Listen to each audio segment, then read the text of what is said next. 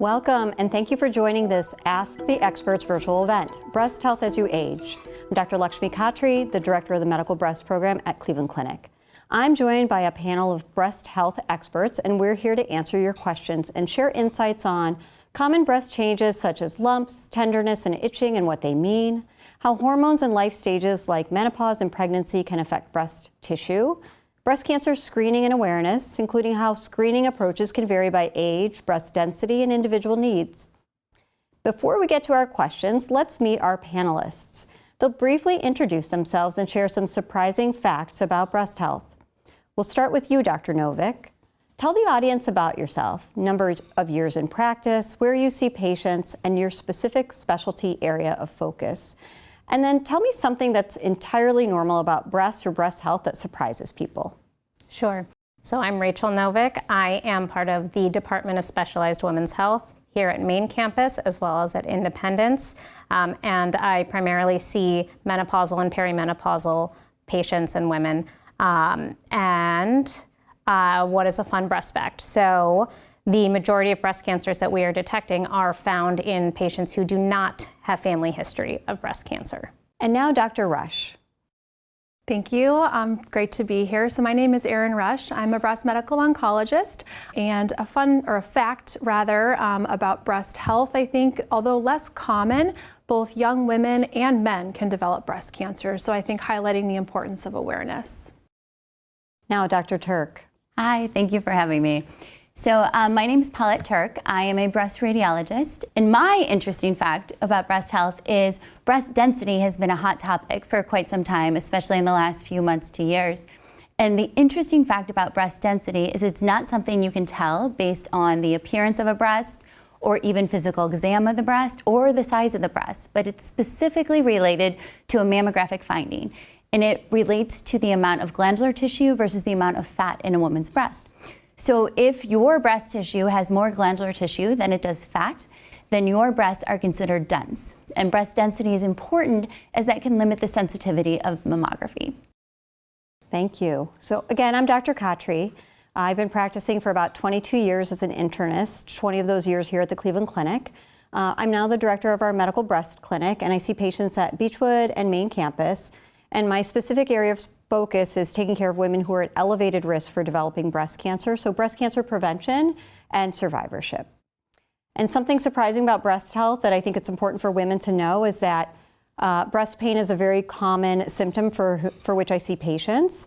And women don't realize that the #1 cause of breast pain is actually having a poorly fitting undergarment or not enough support. And I don't think we realize that our bras lose their elasticity and support within about 6 months of wash and wear. So I'm guessing that most of us are wearing outdated bras right now. Now it's time to answer your questions. We received many questions, so we'll attempt to answer as many as we can. Let's get started with our first question. Dr. Turk, when should women start getting mammograms, and how does somebody know what's right for them? As you know, there has been some debate about when annual mammograms should start. The vast majority of societies, specifically the Society of Breast Imaging, the American College of Radiology, as well as the Society of Breast Oncologic Surgeons, do recommend annual screening mammograms starting at age 40. Unfortunately, as you know, there's really not much we can do to prevent breast cancer. We can do things that may reduce a woman's risk of developing breast cancer, but not really prevent breast cancer. So our goal is to catch breast cancer at its earliest stage when we have the most treatment options available. Now that being said, some women may be at high risk for developing breast cancer, so we do recommend that women have a risk assessment by age 25. And if that woman is determined to be high risk, she may benefit from additional screening or even screening earlier than age 40. Next question for Dr. Rush.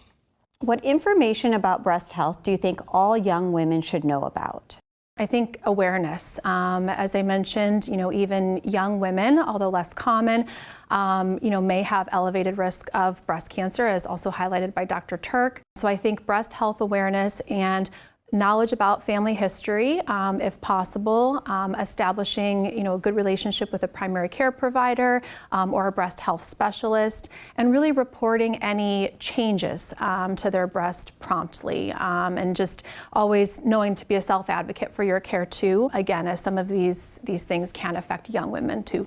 In my practice, actually, I see many of these young women who have family histories of breast cancer, and so we're able to personalize their risk assessment and come up with a personalized plan for screening for the future. Next question to Dr. Novick. How do hormonal changes during perimenopause and menopause affect breast tissue? We know that as we age, our breast tissue can change, generally gets a little bit less dense. And this is generally due to changes in hormones, decreasing estrogen, progesterone. And so we can see that as time goes on, you might find that someone who had dense breast tissue to begin with, starting at their age 40 mammogram, all of a sudden no longer has that, or goes down to from heterogeneous to scattered fibroglandular, which can make detection easier. But that's not for everyone. Some people stay the same. It's really common, this density, and I have seen that women over 70, at least 30% of them can have elevated breast density. So it does go down, but not for everybody. Dr. Turk, when is additional imaging recommended after a normal mammogram, and why? There's technically 2 reasons to continue or to consider additional screening. And that would be something we commonly refer to as supplemental screening. The first reason would be is if a woman is at high risk. So currently we do a risk assessment at the time of screening mammography, and that is based on a woman's answers to our technologist questions. And it's put into a risk model, specifically the Tyrer-Cuzick score, that gives a calculated lifetime risk. So if a woman's risk is calculated greater than 20% lifetime risk, she's considered high risk. And this includes women with the breast cancer gene, as well as a strong family history. So these women that are at high risk would benefit from additional supplemental screening with breast MRI. The other reason to consider additional screening in addition to a regular mammogram would be as if a woman has dense breast tissue. So again, that's if they've got more glandular tissue than they do fat, and that's determined by mammography. And in those women, we know that mammograms may not be as sensitive in them. So we would consider additional screening with either breast ultrasound or MRI here at the clinic. We do look forward to hopefully introducing contrast-enhanced mammography in the future. So it looks like the next question is for me. If someone learns they have dense breasts, what should they know? What it really means is that mammographically, you've got more glandular tissue than you have fatty tissue. And so there are 2 main reasons why this is important. It reduces the chance of finding something very early on a mammogram. So small cancers can hide very easily if you have very dense breasts mammographically. The other thing we know about breast density is that the more dense tissue you have, which is representative of the gland, and that's what the breast is made out of. It's made out of lobules that make milk and ducts that bring that milk to the nipple. That's the glandular portion of the breast, along with fatty tissue and some sort of connective tissue that gives the breast its shape. But breast cancer actually grows in that glandular tissue. So the more density you have, the more elevated risk you actually have for having breast cancer. And so, as Dr. Turk had mentioned, some of those additional screening tests, like an automated whole breast ultrasound or a shorter version of the MRI that we offer to our high-risk women, could be helpful as a supplement to your mammogram. But the ultimate is that you need to get your mammogram annually regardless. That is something that we know, regardless of density, is a life-saving test. Can I add one other thing to that? I think it's a good thing when women know their breast tissue density, especially if they're symptomatic. So even if a woman has had a negative mammogram, in a most recent negative mammogram of last week, and you feel a lump, we always want you to come in for diagnostic imaging. Especially with dense breast tissue, a small cancer could hide on a screening mammogram, and we really need to pay attention to that with a diagnostic mammogram, and we interrogate that with ultrasound as well. Dr. Turk again. What is the best way to supplement mammogram screening for those with dense breast tissue? So as we talked about, there's a few modalities that we currently can use for supplemental breast cancer screening. I think what's most important is that patients have a conversation with their ordering provider, because of course we're trying to balance the benefit of early detection with also the harms of any kind of additional supplemental screening. And those harms would be additional testing, potential biopsies that may be benign, as well as follow-ups or additional imaging, or actually all 3 or 4. So additional testing that we can do would be breast MRI. Breast MRI is a little bit more invasive in that it does require the administration of an intravenous contrast. It takes about 20 to 25 minutes. The cancer detection rate of MRI, though, is extremely sensitive. So we've seen about 15 to 20 breast cancers per 1,000 women screened that have had a previous negative mammogram. Breast ultrasound is another supplemental screening technique that we are able to use. Breast ultrasound is a non-invasive test. It may require some compression, as we use with our automated breast ultrasound, but does not require intravenous contrast. And that test has been shown to increase detection about an additional 2 to 3 per 1,000 patients screened.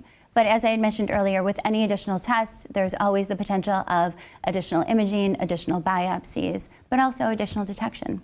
And I think another thing that I like for women to know is that, you know, out of an abundance of caution, our guidelines are to recommend short follow-ups, even at the smallest level of suspicion or even biopsy. And so the more testing that you undergo when it comes to breast imaging, the higher the chance that you may end up getting a biopsy, but then it allows us not to miss something when it's very small and breast cancer is curable. I'll go ahead and take the next one. So if you're already having a breast MRI, do you still need to have a mammogram? The short answer is yes. So in women who are either at high risk and need MRI plus mammogram, or in women who have very dense tissue and are opting for the abbreviated version of the mammogram, it's important that you're still having your mammogram annually. And they really look at the breast in very different ways. It's apples to oranges. I'm actually going to ask Dr. Turk if she can sort of elaborate on the different images of the breast and how they're able to identify problems in the breast. So yeah, unfortunately, there's not one modality that detects 100% of breast cancers. Screening mammography is our best population screening tool, and that is based on x-rays and how the tissue attenuates or kind of blocks those x-rays. So cancer, if you think of it more like a rock, will block those x-rays and appear white on a mammogram. Unfortunately, so will dense breast tissue. Mammograms are really good at detecting earliest signs of breast cancer, such as calcifications. And now calcifications and those early signs of breast cancer may not be picked up by any of our other modalities. One of our other modalities that's extremely sensitive would be breast MRI. Calcifications we don't appreciate on MRI, and we may not even pick up the earliest form of breast cancer on MRI. And the reason that is MRI relies on intravenous contrast. And essentially what we're looking for is we're looking for any enhancement or contrast flow within the breast tissue. We're looking if any areas enhance or take up contrast differently than the rest of the tissue. So cancer, as being an abnormal kind of cellular growth, generates its own blood vessels, except they're leaky blood vessels. So that contrast tends to leak out or pool in areas of abnormal cellular growth. So that's what we look for on MRI. Very different from mammograms, we're really looking at how it blocks those x-rays. The other modality we commonly use is ultrasound. So ultrasound looks at sound waves to really see through that breast tissue. Sound waves can go through dense breast tissue, so it really lets us look through that tissue that may be attenuated on a mammogram. Similar to mammography, though, we are looking at shapes and morphologies, but we can see through that tissue better. That's a great explanation, actually. I'm taking it all in because it's a great way to talk about it, and I have this conversation a lot with women in my clinic. I think it's just important to realize that the combination of those two images together, especially if you're at the highest level of risk, is going to, give us the best opportunity to find a cancer, if it will ever occur, as early as possible. And so mammogram is the gold standard, and we know that. And these other tests are in addition to, they're supplementing, they're never replacing the mammogram. Dr. Novick, what breast changes are considered normal during menopause? Which should prompt medical evaluation? So as we talked about, to some degree, we can have some decrease in density as we age, right? And that can lead to changes in size, changes in fullness, just changes in the way your bra fits you. So people might notice that things are just a little different than the way they were before. But overall, I would say that most people feel about the same. It's really, with the hormone fluctuations, you can have new tenderness or tenderness that comes and goes, similar to PMS symptoms, but also the fact that if you're on something like hormone therapy, you can have additional breast symptoms and tenderness when starting or stopping. But to say that, yes, I now feel that things are maybe a little more soft, a little more lumpy than they were before, where things were maybe a little more hard, is not necessarily abnormal.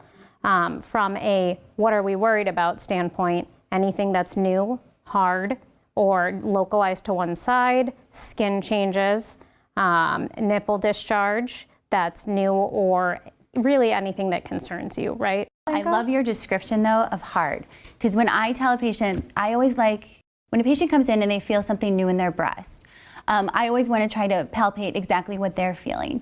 And things that I tend to worry about feel hard. Yeah. They feel like a frozen pea or like a dried piece of chewing gum. They're usually so well defined you can almost pick it up and be like, ew, I don't like this. Normal breast tissue, unfortunately, is lumpy bumpy. So I usually describe that you feel it really well in one direction, but maybe not so well in the other. But that being said, you ever feel anything new, anything changing, we definitely want to know. Exactly. Like, it's never going to hurt to say, hey, I felt something new.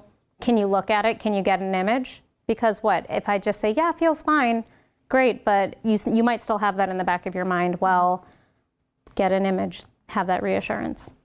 Yeah, and women always ask me, well, this is what they say in clinic, that they don't know what they're feeling for. And I sort of describe the breast texture as a cobblestone texture. And I tell them they're feeling for something obvious. And those obvious things are not necessarily cancer, and that's important to know too, that those things that are really noticeable, as Dr. Turk had described, can often be benign, but they need to be evaluated. And so if it will be something noticeable, and if you notice something, as Dr. Novick said, don't hesitate to reach out to your doctor. And I feel like, too, to add, I see a lot of patients post-surgery, after they've had a curative intent breast surgery.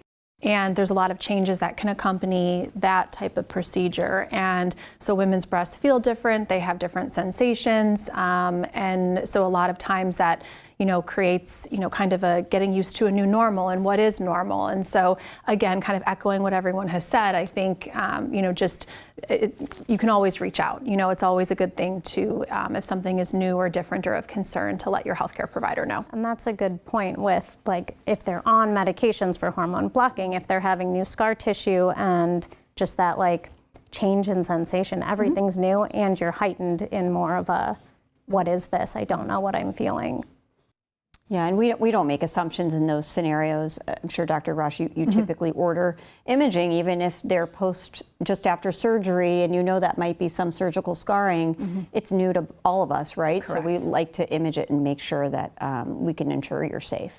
The next question is, do dense breasts age differently? So breasts age, and we've talked a bit about density going down naturally with age, especially after menopause. But as far as aging differently, when we're talking about density, remember we're talking about the glandular tissue, and that will decrease just after menopause unless you're on hormones. But then the other part of the breast tissue is the fatty tissue and the sort of connective tissue that gives the breast its shape. And unfortunately, that ages essentially the same for all of us, whether we're dense or not. So I think all women can have similar expectations around that. Dr. Turk, how accurate are mammograms, especially for women with dense breasts or as women get older? So unfortunately, women with dense breasts their mammograms tend to be less sensitive. As we had mentioned earlier, that breast tissue density does hide and can hide small cancers. But a screening mammogram is still our best population screening tool, especially if we use our latest and greatest mammogram, which is the digital breast tomosynthesis.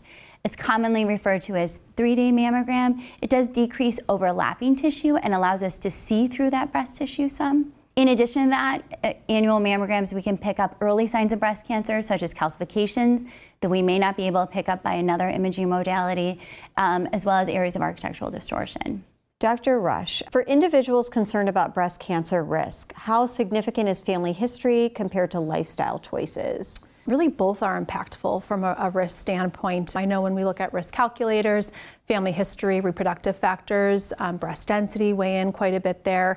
Certainly it's important to be aware of family history, make sure as much as possible that one has an updated family history and that your healthcare provider is aware of that, so that can be incorporated into your individual risk assessment. In my clinic, I counsel extensively on lifestyle choices. Exercise is medicine is kind of what we say, encouraging women to engage in regular exercise, eat a healthy, well-balanced diet, limiting alcohol intake, and avoiding smoking. Those are some of the big things that we talk about in clinic. So again, I think both are very impactful and important for women to be aware of and understand the importance of.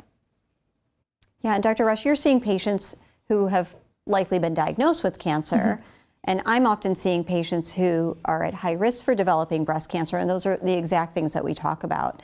And when you're having a risk assessment done, those factors aren't included. So even things like breastfeeding, which can lower your risk of getting breast cancer, are not included in these estimates that we try to develop for women to help guide their plans. But I think alcohol is probably one of maybe that's another surprising fact, that alcohol is a very, very closely linked risk factor for breast cancer.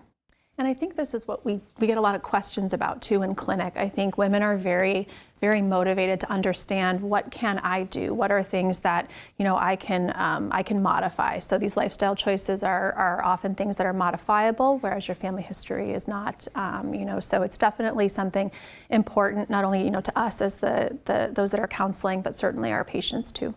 Yeah, and perhaps you guys have gotten this question. I get this question not infrequently about deodorant, and whether or not it's okay to use aluminum containing deodorant. And I tell women to use the deodorant that works, because there is no science to suggest that those aluminum containing deodorants increase the breast cancer risk.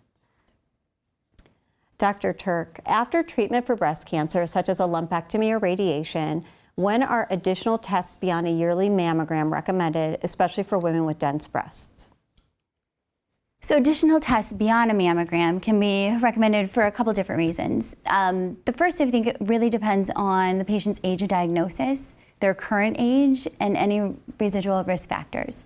So we would consider additional supplemental breast cancer screening, specifically with MRI, if the patient was diagnosed at age less than 50 with breast cancer, if they have residual dense breast tissue after treatment. We can also consider it for mammographically occult breast cancers. So if your original breast cancer was not seen on a mammogram but was picked up by another modality, breast MRI would be a great screening tool to do in addition with mammograms, as well as if you had the invasive lobular type breast cancer. The other thing I would say is our research has really shown there's really been limited evidence for additional supplemental breast MRI after age 75. So usually we don't consider doing additional screening beyond mammography after 75. Dr. Rush, this leads into this question actually. At what age should women stop getting mammograms?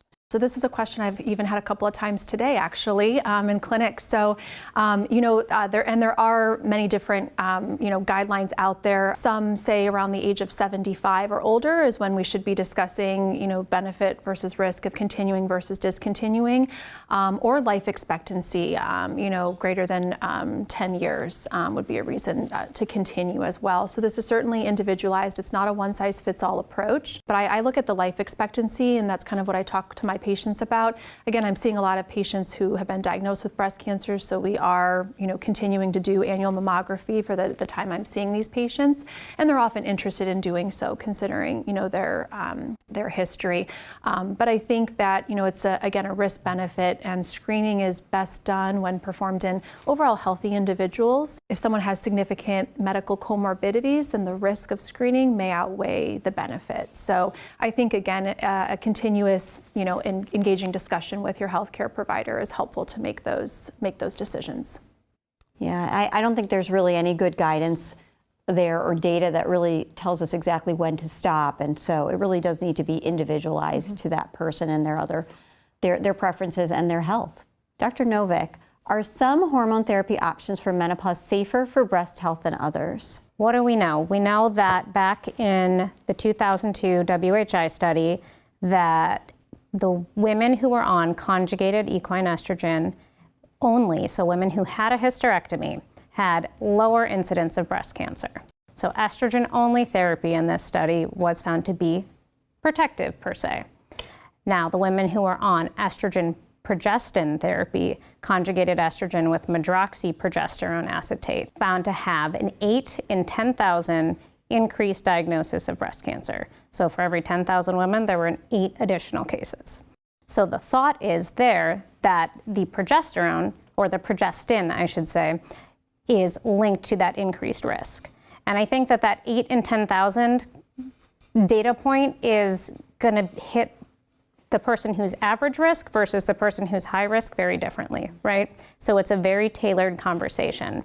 But we have even more data now, specifically with the E3N study out of France that showed that micronized progesterone in particular is less stimulating compared to the synthetic progestins. So for someone who's, let's say, higher risk, but still suffering, right? I might think, well, let's put them on something that's a little less breast stimulating. We know now that progestins are more likely the breast stimulating of the two, though you hear women all the time who say, I'm on estrogen and my breasts feel tender as well. So both of them are doing this, but when we're thinking about how to minimize that risk, I'm thinking micronized progesterone over synthetic progestins like norethindrone, medroxyprogesterone, levonorgestrel. So these are all different types of progestins found in menopause hormone therapy, birth control pills, all of the like. The other piece of this, right, is that we have other medications that may not even have progestins in them that can affect our, that we can use for hormone therapy.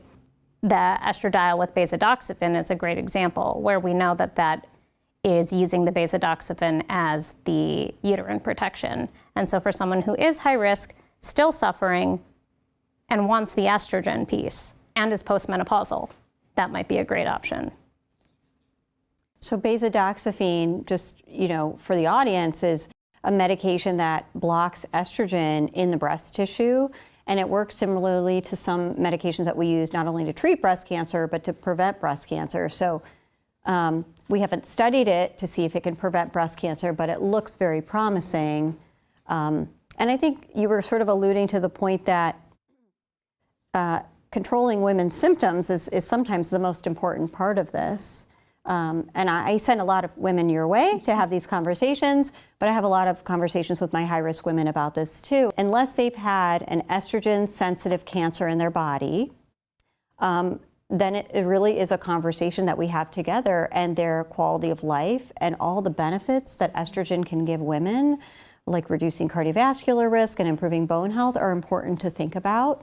And we even have some more information that we received through some trials this past year that got published, showing that even those really, really high-risk women who have a genetic cause for cancer have benefited from estrogen alone, and they've actually had lower risks, just like the general population in the study you were referring to. So it's a super nuanced conversation, right? It is, 100%. And I think I've probably sent you messages and I don't, but it's always well, let's talk about this. Let's see, how far are you from potential breast cancer diagnosis? What treatments are you on? If you're on something that's blocking your hormones, I'm not going to give you hormones, right?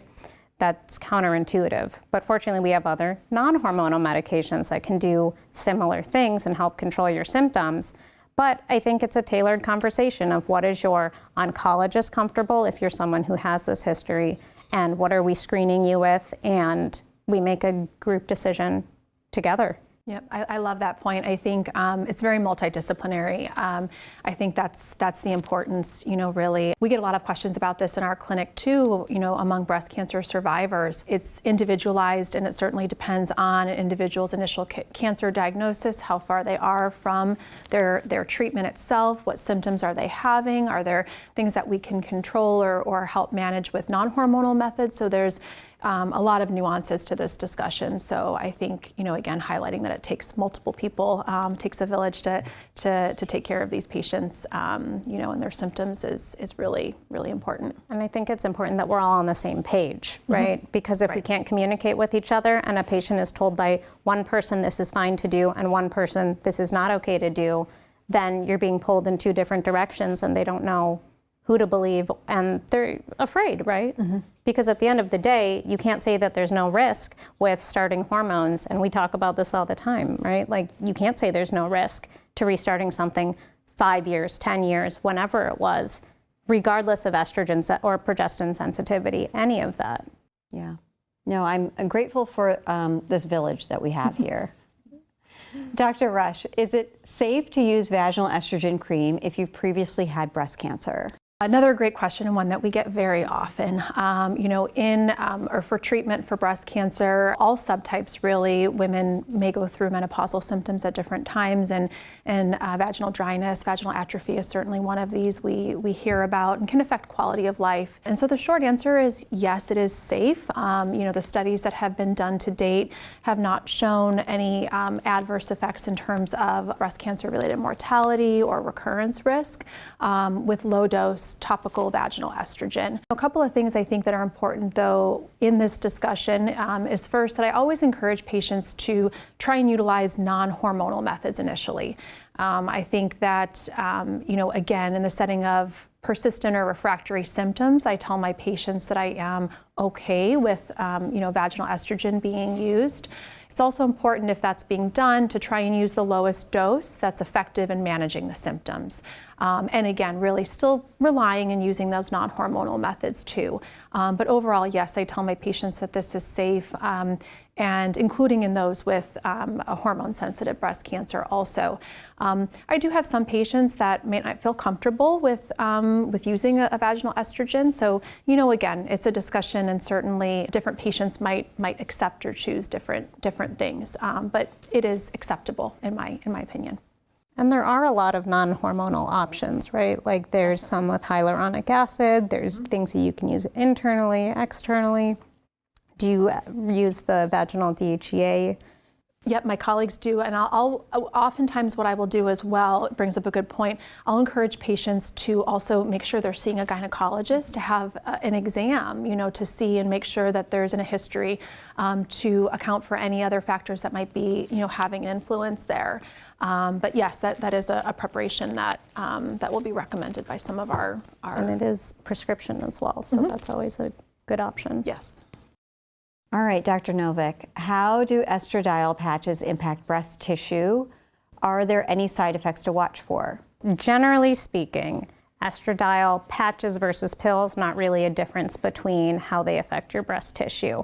But just like we've mentioned briefly, you can have some tenderness or intermittent changes where people might say, I have more fullness, or my bras don't fit the way they used to. Some people do have extreme tenderness where they say, I can't lay down on my stomach, or my clothes can't touch me.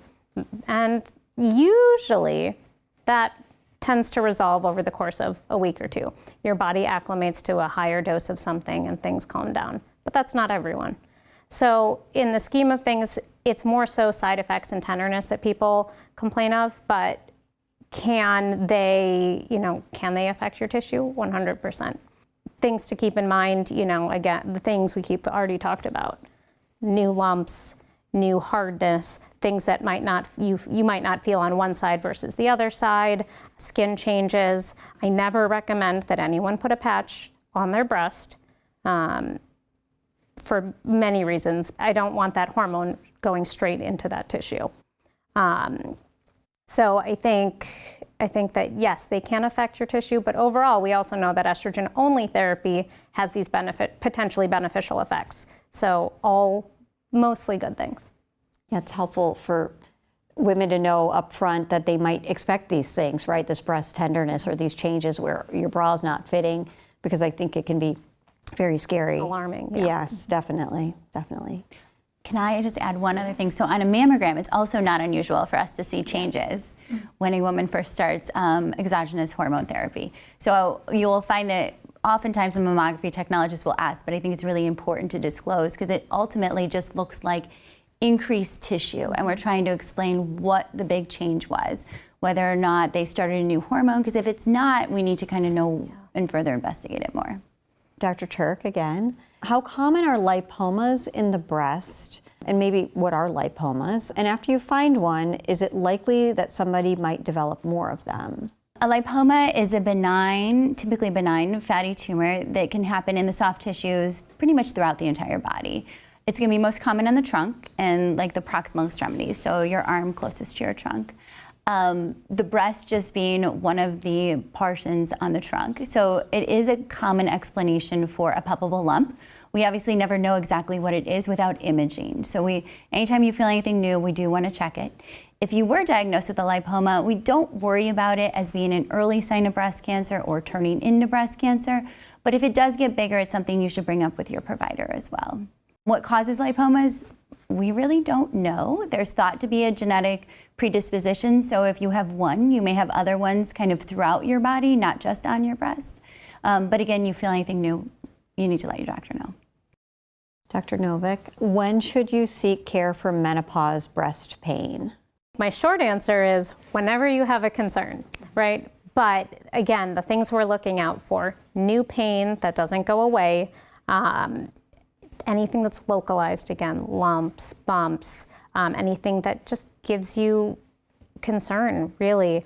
But again, it's setting that expectation, at least in menopause and perimenopause, that hormone fluctuations can be associated with breast tenderness and breast pain, just like with periods, right? We know that sometimes we have that tissue that responds to hormone fluctuations, and we need to, give it a little bit of time to figure out, does this go away? Is this ebbing and flowing with cycles? And sometimes that can be a little scary for perimenopause when all of a sudden you go 3-4 months without a period, and then you have breast pain and potentially bleed eventually with a period, but maybe not. And what is this new concerning thing? So really, when you're worried. Yeah, I see a lot of women who present to me because of breast pain, and I think it's important to know that it should be worked up if it's new, and especially if it's on one side of the breast. Breast pain is rarely a symptom of breast cancer, but when it's new and it's focal, like in one area and on one side, it really does need to be evaluated, and that's when we examine women and we send them for imaging to make sure we're not missing something. And I think like what you guys do and now what I do is what are the things you're eating? What are the things you're drinking? How are those things impacting breast health too, right? We know that caffeine can be a big trigger. Did you do a very intense exercise recently and really work your chest muscles, and now all of a sudden you have soreness and pain? Yeah. Were you in a car accident, or did someone elbow you? How do those things affect your pain as well? Eliminating caffeine can reduce pain, but I think that's cruel and unusual punishment, so I don't often recommend it. I think most of the time women want to make sure it's nothing to be worried about. Sometimes it's impacting their quality of life, and then you do need to think about what can you do to reduce that pain, but most of the time women just want to make sure there's nothing wrong. Dr. Rush, during pregnancy and after having a baby, what breast changes are normal, and which one should prompt a conversation with the provider? This is a really important topic, and I think that we see that pregnancy does cause changes in the breast, as in preparation for lactation. So we can see increased size as well as density, tenderness. So these are all things that can be within the realm of normal during pregnancy. And similarly with lactation, we can see increased swelling, density, engorgement, during breastfeeding. But I think, again, still really maintaining breast awareness during this time is super important, because we know that breast cancer, although again not common, it can be diagnosed and can occur during pregnancy or breastfeeding. And oftentimes, pregnancy and breastfeeding can kind of mask symptoms of cancer, and so it can go undetected as well, if not addressed in a prompt fashion. So again, I think kind of echoing the theme of today really is if there are any changes or any concerns that you note or that your provider notes on exam, that would warrant further investigation, with things such as imaging, beyond the exam. So again, just awareness, and within the realm of what is normal during pregnancy and breastfeeding, any changes really that are of concern should be looked at. Yeah, and we do image women who are pregnant, and it's important to know it's safe to do mammogram and to do ultrasound while women are pregnant, and it's important, right, because of those rare instances that it could be something beyond typical lactational changes. The next question is for me. What can you do to improve breast health? What we're talking about here is what can we do to reduce our risk for getting breast cancer? And some of these things, Dr. Rush, you touched on earlier, but exercise is really important. I love that. Exercise is medicine. Weight, actually. Interestingly, about a third or 30% or so of breast cancer after menopause is related to weight directly. So working on a healthy weight. And then obviously not smoking. We know smoking increases the risk of a lot of cancers, but alcohol as well. So minimizing alcohol. You know, I tell my high-risk women to stick to 5 drinks or less a week. But you know, we know that any amount of alcohol can increase your risk for breast cancer, just a really tiny amount. So things in moderation. And then obviously getting your screening. And we know mammograms save lives. Dr. Rush, besides lumps, what other breast changes would prompt a medical visit? To reiterate some of what's been discussed today, I think beyond breast lumps or bumps would be things like skin changes, so skin thickening, discoloration, pain that is unexplained, swelling under, the lymph nodes under the armpit, any swelling there, should be evaluated. So again, any new concern, and I think we've talked a lot about today how there can be some variation among women in what the breast looks like, what they feel, but it's just, I always tell patients it's relative to your baseline. What is new for you? What is a new concern for you? And that's something that should be evaluated. Yeah. A couple other things that we would like to see patients for diagnostic mammography is any nipple discharge. Specifically if it's unilateral, so it occurs on one side, it's bloody or it's clear, and it happens out of one duct. So the history concerning to us as radiologists that we get is you slept in a t-shirt overnight, and when you woke up, you realize there's blood coming out of your nipple. And when you examine closer, it's reproducible out of one duct. That we always need to see. We may not pick up anything on the mammogram, but again, we would need a diagnostic mammogram and ultrasound to further evaluate that. The other thing that can present as a breast cancer, skin changes on the nipple. So I usually explain, sometimes it's a dry patch, sometimes it looks like a really bad case of eczema, but again, something that we can't pick up on a mammogram, but we need you to bring to the attention of your clinician or your technologist. Yeah, and that's good to recognize. Interestingly, a lot of women have eczema, which is, scaly, itchy skin on their areolas. But specifically, if it's on your nipple or there's any sore on your nipple, especially if it's on one side, you definitely should have somebody take a look at it. Next question's for Dr. Turk. Can silicone implants hide breast cancer? Silicone implants are extremely white on a mammogram, and they can obscure the breast tissue. The problem that we have with silicone implants is they can limit our evaluation, or our ability to compress the breast and really kind of look at that breast tissue. Unfortunately, with mammography, the best thing we can do is compression, because actually squeezing that breast tissue allows us to see through that breast tissue much better. So I always explain to everyone that cancer itself is almost like a rock in the middle of a bunch of cotton. So if we can push on that tissue, that rock kind of pops out a lot more, and the normal tissue kind of spreads out around it. So with a silicone implant, they can be in front of the muscle or behind the muscle. If they're in the front of the muscle, it can limit our ability to really look at that tissue that's in front of the muscle as well. That being said, mammogram is still going to be your best test. Yeah, and I think most women do get their implants put on top of the muscle just because it's a easier surgery. I think it looks better aesthetically, so it's important to ask those questions if you're planning on having implants put in. So how do we balance the risk of radiation versus the benefit of a mammogram? Well, we know first and foremost that mammogram is a life-saving test, and even though we've discussed density and the reduction in the benefit of a mammogram as you get more dense, across all densities we have proof that women die less, significantly less, from breast cancer because of mammogram screening. And the amount of radiation, even with these 3D tomosynthesis, as Dr. Turk was talking about earlier, is actually quite low. And the best way to describe it would be comparing it to sort of real world experience, because we do have lots of radiation exposures in daily life. So an example would be perhaps a 3 or 4 hour airline flight in which you would get exposed to the same amount of radiation as a 3D mammogram. Or I think it's something like 6 to 8 weeks of just sort of background radiation on the Earth. So it's extremely low. And we mentioned earlier in the program that even women who are pregnant, it's safe for them to have a mammography. So it's safe for a fetus. And it's significantly less radiation than is known to be safe for a fetus. So it's actually quite low. And it's a life-saving test. So to the whole panel, what's one final takeaway for our viewers? Dr. Turk, I'll start with you. I'm an imager, so I'm going to say that screening mammograms save lives, and if you ever feel anything new or you have any changes, we really need to know outside of a screening mammogram. So echoing certainly the importance of screening mammogram, but also, you know, for women to be an advocate, I think, for your own health. If you have something that you're concerned about, if you have a question, that's what, you know, we as healthcare providers are here to help answer for you.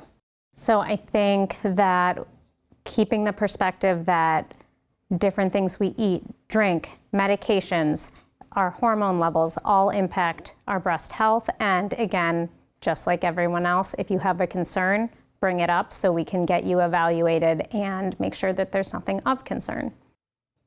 Yeah, great takeaways. And just my final takeaway is that mammograms save lives. Before we go, I'd like to say thank you to our panelists today for your expertise and participation. Cleveland Clinic's Comprehensive Breast Program is one of the largest and most specialized programs in the nation for breast care and clinical research. Our multidisciplinary team works together to provide personalized, coordinated care across the full spectrum of breast health, from screening and prevention to benign breast conditions, breast cancer, and more. If you need us, we'd be honored to see you. Before the end of the week, you will receive an email with additional resources, details on how to make an appointment, a short survey about your experience with this program, and a link to a recording of this event so you can view it again. If you have questions, feel free to call us at 216-444-3024. Thank you for watching.